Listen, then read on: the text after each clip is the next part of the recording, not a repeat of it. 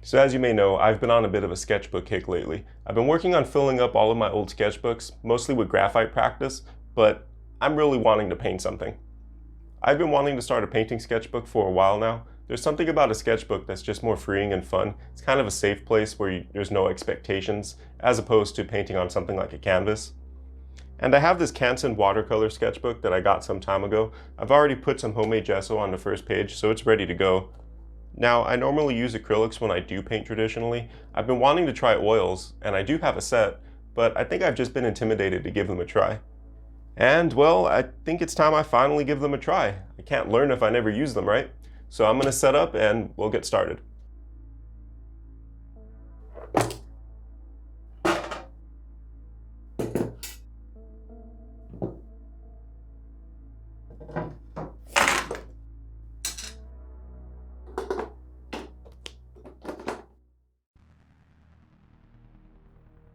So I just wanted to jump straight into this painting. I thought I'd lay in a quick basic sketch with the brush and hopefully be able to build up the shapes and forms from there. It was quickly apparent how much different oil paints are to anything else I've used. I've certainly seen and read enough about them, but actually using them still caught me a little by surprise. While I knew before I did this how bad of an idea it was, I was really anxious to mix a larger amount of Gamblin paint with the medium I'm using, which is Liquid Original, to try and get a better feel for its consistency and flow. So, I throw down this blue background way too soon, and as expected, it's easily the worst decision of this painting, I think. But still, I did get the information I needed, and it gave me a better idea of the consistency I'd be looking for. From there, it's just about approaching this the way I try to create my digital paintings. I always try to emphasize basic, almost abstract shapes layered over each other that together read as a detailed image. I also really like to see larger brushstrokes, so that's something I'm trying to capture as well. Since I didn't tone the surface ahead of time, I knew I'd be building up the colors layer by layer, so this was also something I was trying to keep in mind. Edge control is another thing I'd like to be focusing on, but really, this is my first painting in a long time, my first time ever using oil paint, and it is just in a sketchbook. There's enough on my mind already, so in the end, I focus on the only things that really matter, which is to try and understand how this paint behaves, get the sketchbook started, and of course just have some fun.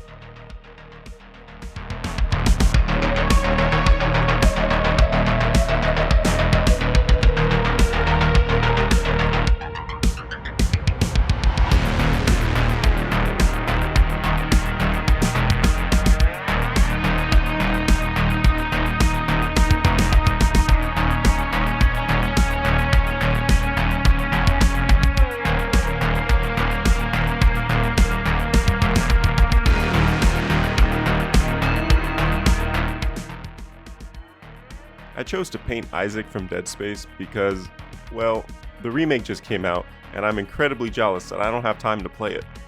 So consider this my way of getting some sort of Dead Space action in. I've also always liked Isaac's design. The emphasis on simple geometric plates of armor will be perfect for experimenting with basic strokes of light and dark. It's also a bit dark, grungy, and dirty, which in turn leaves a little bit more room for error and interpretation than a super clean and slick design would allow me.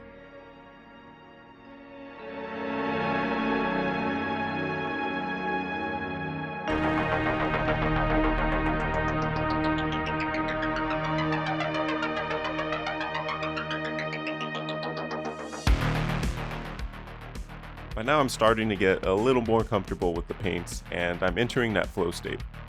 Since he's mostly blocked in, I can really focus on trying to imply the details through layering in abstract shapes over top and build up that color depth. I practiced some of these techniques a lot last year in Photoshop, and the more I've done it, the funner the process becomes. I'm finding that it's opened my mind up more about where to place brushstrokes and how to break down the image into the bare essentials for it to read properly. I've still got quite a ways to go, but it's nice to be having these new revelations when it comes to painting. It's best to think about every painting you create as a puzzle waiting to be solved. It's this ebb and flow process that's never really the same. I certainly think this is what you should focus on, as it keeps things fresh and helps you enjoy the process instead of only stressing over the result all the time.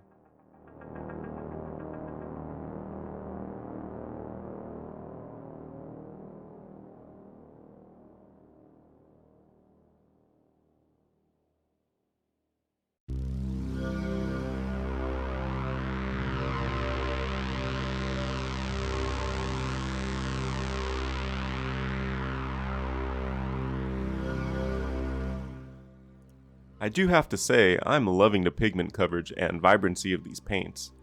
Whenever I do actually paint, I'm used to using cheap student-grade acrylics, so these have been a pleasure. I finally understand the joy oil painters often express when explaining the buttery smooth consistency of their paints. I definitely should have tried this sooner. I would have too, but I guess I've been intimidated with the extra steps and processes that come with oil painting. They're also not exactly cheap. I don't mind using student-grade acrylics, but I definitely avoid using cheap oils.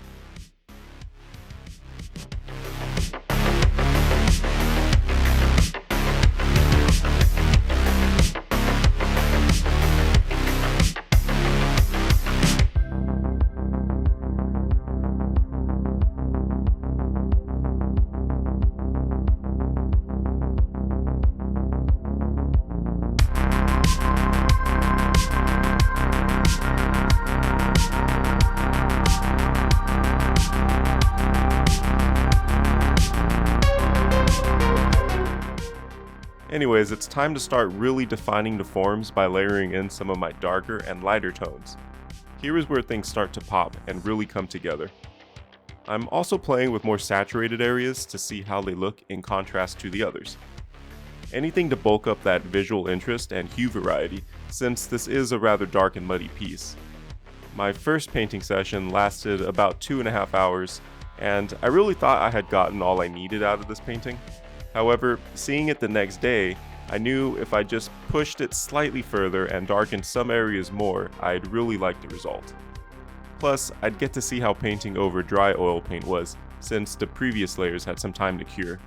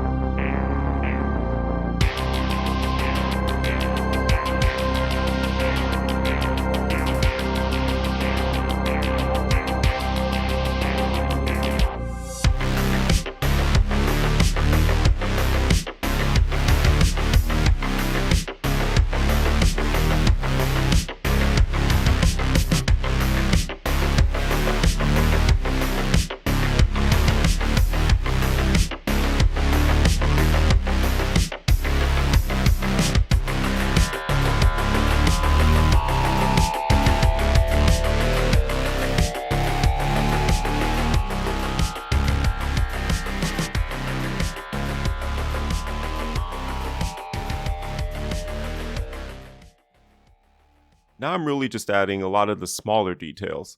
It's amazing how just a small stroke of darker value can completely change how something reads. Or adding a few dots of lighter value suddenly adds this shining or glowing effect. Hitting the top areas with that bit of red rim light really helps against the terrible blue I dropped in for the background.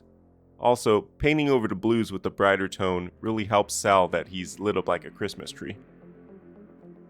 The only thing left is to mix what I have left on the palette together and kind of slop it onto the background like I did the day before. I accepted early on that I kind of ruined the background and just rolled with whatever effect I got with no real intention of painting over to fix it. But you know what? Maybe I'll fix it after all.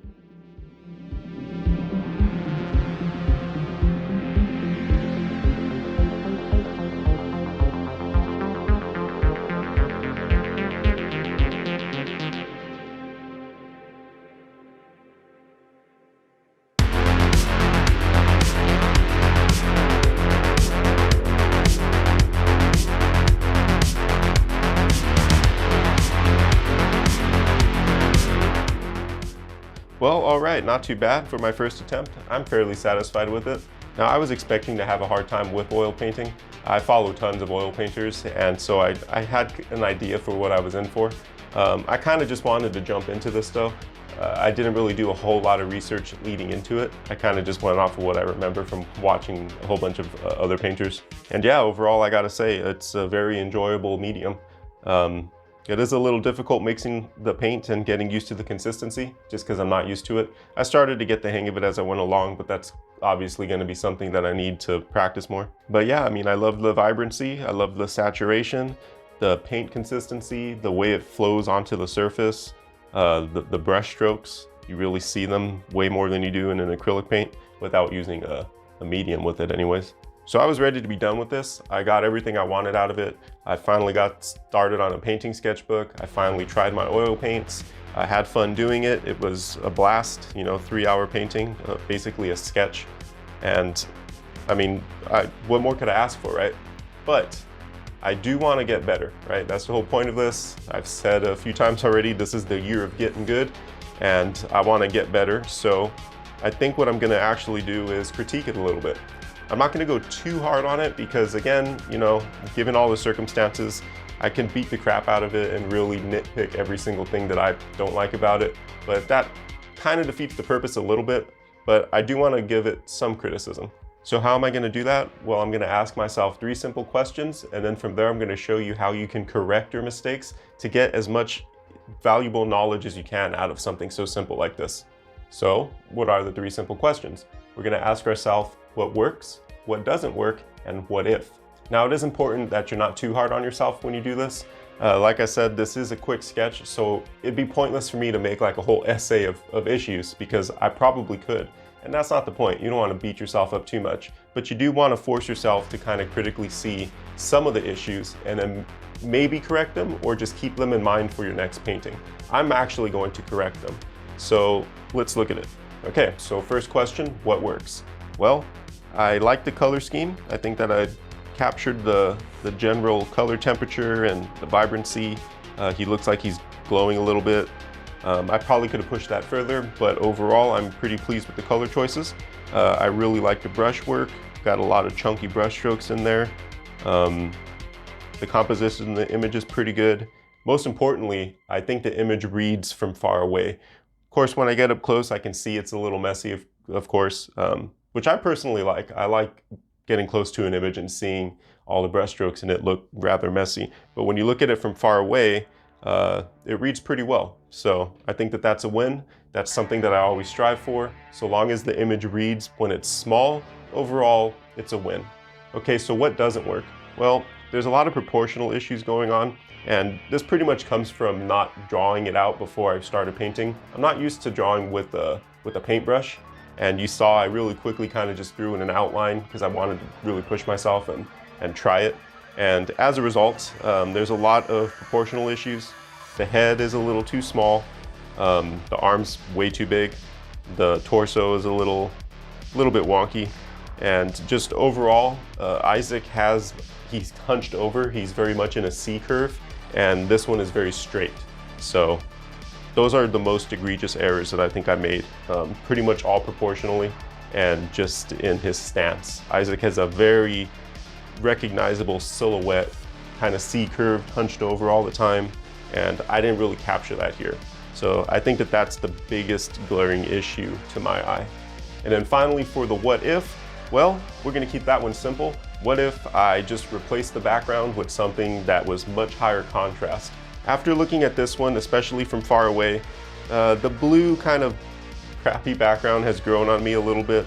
It's just much lower contrast than I would like. I'm a big fan of punchy high contrast. So my what if is gonna be, what if we replaced the background with much darker, much cleaner, and just really just put that pop, that focus on Isaac.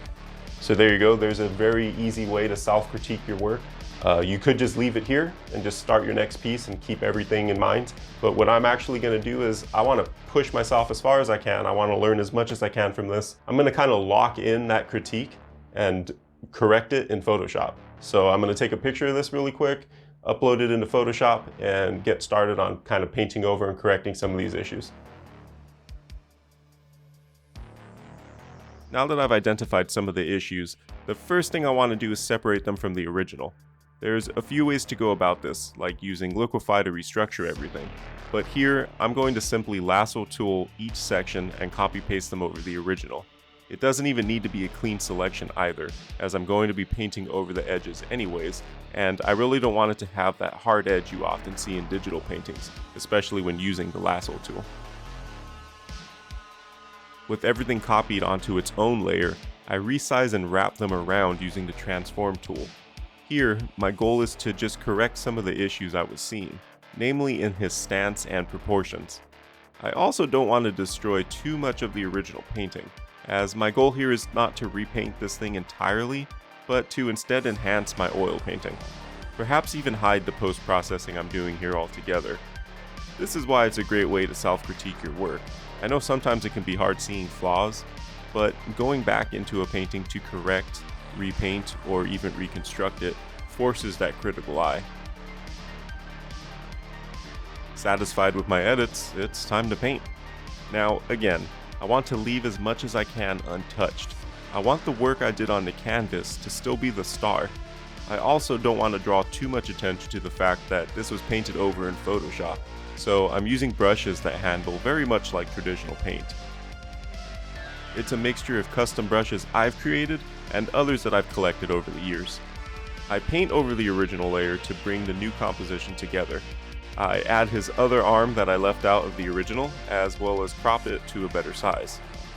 I've merged all the edits together to make it easier painting out the quick lasso job I did earlier, and now you can see why I did it this way. It allows me to keep hard or soft edges around Isaac, so he feels more part of his environment instead of like a sticker placed over top. Now I'm just adding some finer details here and there, trying really hard to not use any new colors that weren't already in the painting. Most of this is just painting back in some of what was destroyed from the editing and warping process, in addition to adding some more darker shadows that I may have missed. Of course, I had to finally paint out that awful blue background with something that helps Isaac pop right out of this image. I went for something much higher contrast here. I finished by warming up the image a little with the quick color balance that I really should have opened with, as I noticed the photo was much cooler than the oil painting is. At this point, I've probably painted over it more than I originally intended, and as I've mentioned a few times, I'm really not trying to repaint this whole thing. I really want the original oil painting to stand on its own without these edits, so this is as far as I'm going to take it.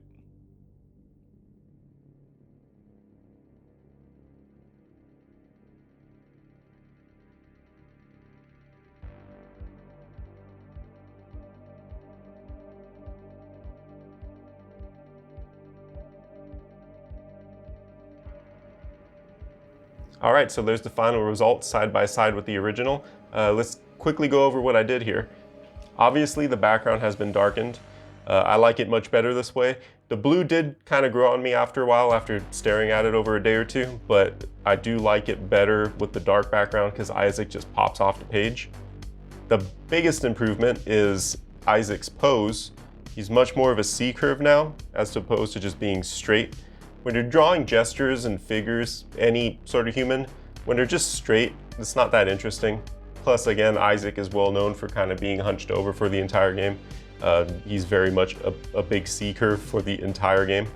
Proportionally, you know, the head is a little bit bigger, this arm is smaller, and this has much more definition to it. Looks more like a rib cage that tapers at the bottom. Over here, it's just very square. This arm is really big and kind of squished. The back has no wraparound, like it's not wrapping around his back, it looks a little flat. So over here I tried to wrap it a bit more. In the repaint, I did decide to add this arm back in. I didn't include it in the original because I just didn't have enough space on the page and it's not really that required, to be honest, for the composition.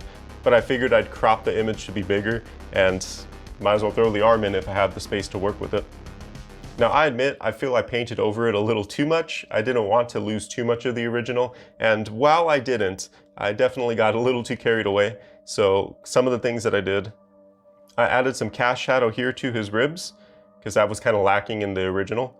I also added some more shadows here, just some more cast shadow, just to really imply that form, because it's a little flat over here. I didn't quite capture that as well as I would have liked. I softened a lot of the rim lighting that was going on all up over here. Over here it's actually quite thick, but that was just because I had a lot of paint on the brush, so kind of corrected that. My final test for this image is the readability test. Does it read from far away or as a small thumbnail? So let's zoom out here. And you see when you zoom out, that looks great. I'm very pleased with that. The one on the right looks really good. I still love my original, but the right, wow, I think I captured it. Looks like Isaac, he's got some shine to him, he's got some dark grunginess to him. You know, it was only 40 minutes in Photoshop between the left and the right. It wasn't that long. So yeah, I think this is a success. The biggest thing that the digital one just doesn't have, and you'll never be able to see it in camera in the original, is just how good a painting looks in person. And you'll never see that in the camera. It just doesn't capture that same nuance. You don't get the light hitting the individual brushstrokes. You can't see the color depth because the camera kind of flattens out the image. So it's a little bit of a shame, because when I look at the original, which is just off camera on my desk over here, seeing it at different angles brings out different life. Things that I wouldn't see looking dead on when I see it at an angle or under a different glare of light. It almost looks like a new image from all angles. And that's just something that you'll never capture digitally, which is why I'm trying to get more into traditional painting, because it's just so amazing. And it's easy to see why so many artists are hell-bent on maintaining to their traditional work. But yeah, while I really like the digital in this format, again, when I look over to the side and I just see all the nuance and all that magnificent brushwork and color depth popping out on the original, yeah, it's something else. It's not something you can compare. But yeah, I think those are pretty much the biggest changes. I covered all the ones that mattered anyways. I'm very pleased that I still managed to keep a lot of this really good looking brushwork. You could see a lot of my new brushwork that I did digitally, and it blends in pretty well because the brushes I used kind of mimic that traditional feel pretty accurately, I'd say. So when you zoom out, you can't really tell that it was digitally touched up. And that was really my goal. I wanted to kind of just critique my work, improve it a little bit, but still maintain as much of the original as I can, possibly all of it, and I think I did a good job. Overall, I'm very pleased with this entire exercise. It's been very fun. I can't wait to do more oil paints. It was a blast. I really like how it handles and how it looks. So now I'm gonna have to just get good at that too, huh? Just another thing. But I'll be filling more in that sketchbook shortly, and yeah, I'm looking forward to all of it. Hopefully you learned a thing or two about critiquing your own work and forcing yourself to see issues and improve on them. If nothing else, I hope it was entertaining to watch. Be sure to visit ascentintomadness.com to see more of my work, as well as all my links to my socials, a Discord, a Patreon, where you can get high-resolution images of all the work that I do here, including uncut time lapses. And this painting in its entirety is actually available on the Patreon, so check that out if you're interested. Any support is appreciated. If you like this kind of content and like to see more, be sure to subscribe if you're not already. Leave a like on the video, leave a comment down below, let me know what you think, and if you'd like to see more of this stuff. And that's all I've got. So I'll see you all in the next one.